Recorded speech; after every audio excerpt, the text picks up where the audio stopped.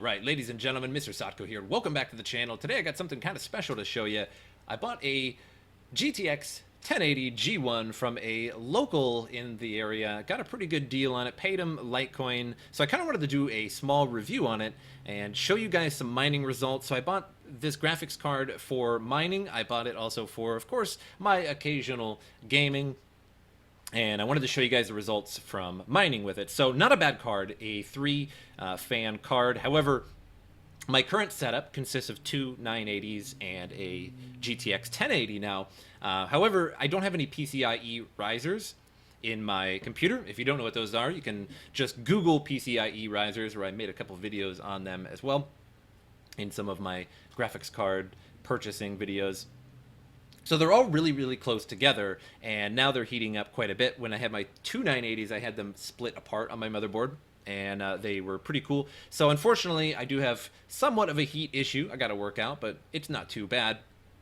One con of this card is that when it speeds up, when the fans get really, really fast, it starts to make a whir sound, which is a little bit loud, and it's not so bad. It's not even just like a loud fan noise. It's more of a whir noise, if you can kind of get my drift on that. Maybe like a slightly messed up sort of fan or something. But not a really bad card. I actually looked up the reviews of this card, and a lot of people say they have that problem, so it must be just inherent with this card's design. And it is really not much of a problem to me, because it's only when the fans increase dramatically is when it actually makes a noise. And that's only when I'm mining, and the majority of the time that I'm mining, I'm asleep, or my computer is idle and I'm away from it, or what have you.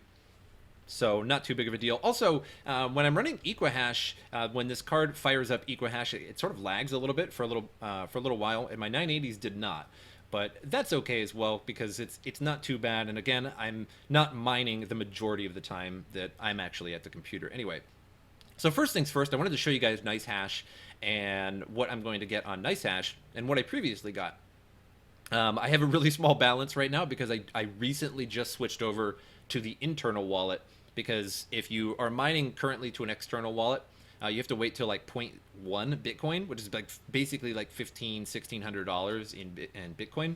Which is absolutely outrageous, and I hope they change that back to 0.01, which is, just a matter of 150 or 160. But if you have an external, or excuse me, an internal wallet with Nicehash, you can actually, at just about $15 or $16 worth of Bitcoin at 0.0015, something like that, you can actually just send it to Coinbase for free. So if you guys want, you can look that up too.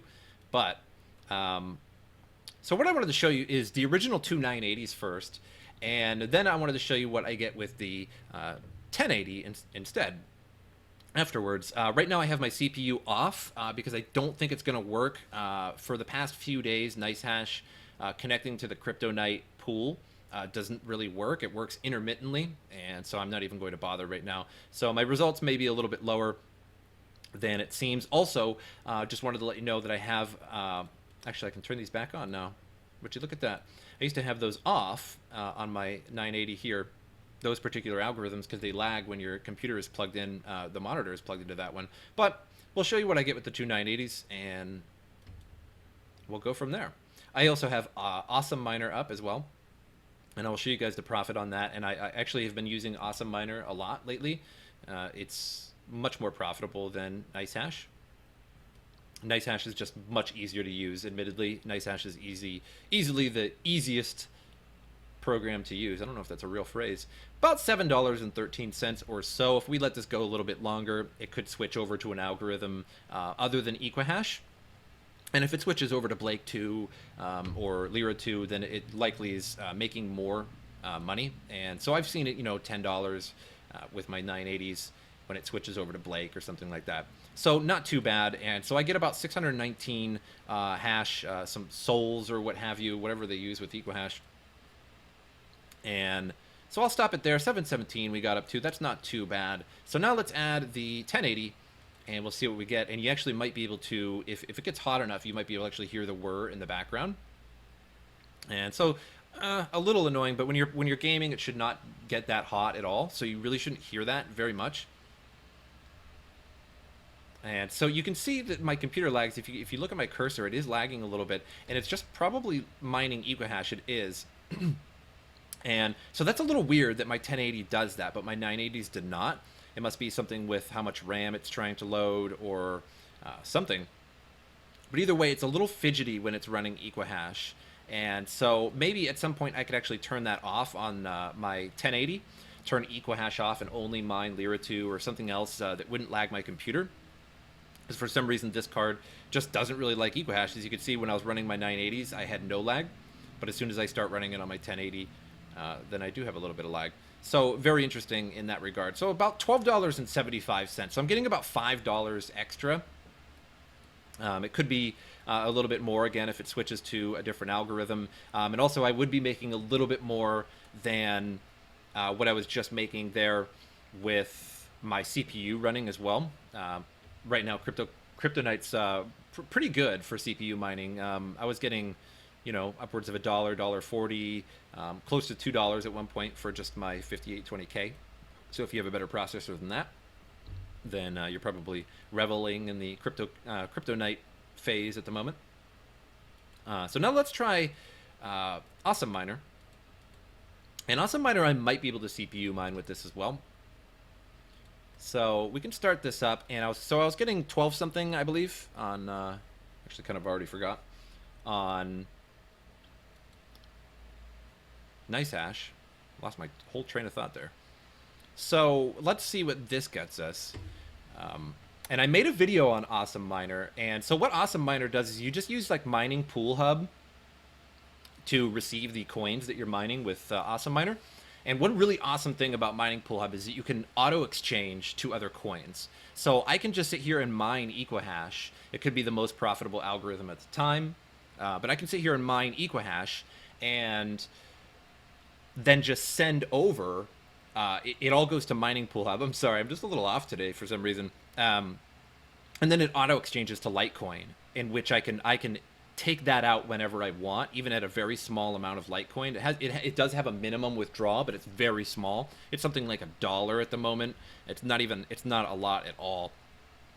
And you can pretty much extract your Litecoin whenever you want. So it's not like Nicehash. It's not like you need to wait for a certain date. It's not like you need to wait for a certain big amount, like $15. You can do it at $5, just boom, boom, boom, if you want, or whenever you want. So it's just so much better. And look how much more I'm making. This is ridiculous. $18.31 a day compared to, what was it, like 12 or something on Nicehash? I already forgot, which is like, I don't even know how that's possible. So let's take a look at some of my temperatures here while I'm running this. And they should be pretty outrageous. I have my voltage all the way up. I should probably turn some of the voltage down a little bit, but it's starting to get 80 on my 980s, 79 on my 1080, and it's only 70 on this 980. And this 980 is the one that is closest to my power supply, so it does not have another card in front of it. Instead, it has a gate where my power supply is not, where it's trying to get to my power supply, if you will. And because of that, it has a lot more airflow into that particular card, whereas the other 980 is in the middle of the 1080 and the other 980, and it can't breathe. And the 1080S has the 980 in front of it and can't get the air down in there as well. So that's why those heat up, and that's why people use PCIe risers, which I will be using sooner or later here. Just a matter of time. So I'm going to stop this now. Actually, let's go ahead and see if we can't fire up the Yeol CPU miner as well. I've been mining Electronium on Awesome Miner, and it should fire up here shortly. It's only getting 110 hash rate. That's a little low for me right now, and that's because I'm using OBS to record this video, and it's very processor intensive. So I should be probably getting about $1.40 right now, $1.50. Instead, I'm only getting 79 cents. So I might be getting anywhere from, probably $1.30, 40, some 50 maybe, something like that with Electronium. So in total, making about $8 to $18.95. So it's way, way, way more than Nicehash.